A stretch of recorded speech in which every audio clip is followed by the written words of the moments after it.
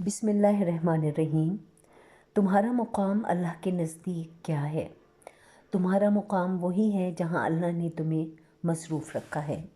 اگر تم یہ جاننا چاہتے ہو کہ اللہ کے نزدیک تمہارا مقام کیا ہے تو دیکھو وہ تمہیں کس کام میں مشغول رکھتا ہے۔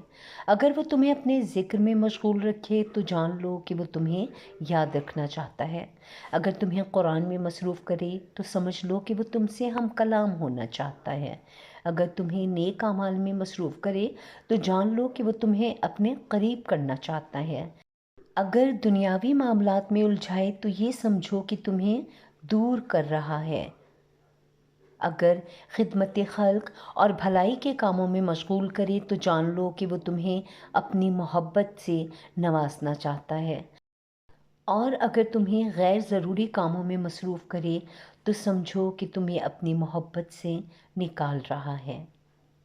اگر تمہیں دین میں تحریف یا ایسے کاموں میں مشغول رکھے جو اس کی نافرمانی کی ہوں تو جان لو کہ وہ تمہیں اپنی محبت سے محروم کر رہا ہے۔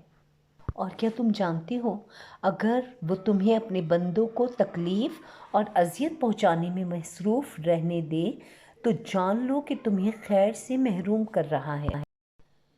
لہٰذا اپنے حال پر غور کرو کہ تم کس کام میں مشغول ہو، کیونکہ تمہارا مقام وہی ہے جہاں اللہ نے تمہیں مصروف رکھا ہے۔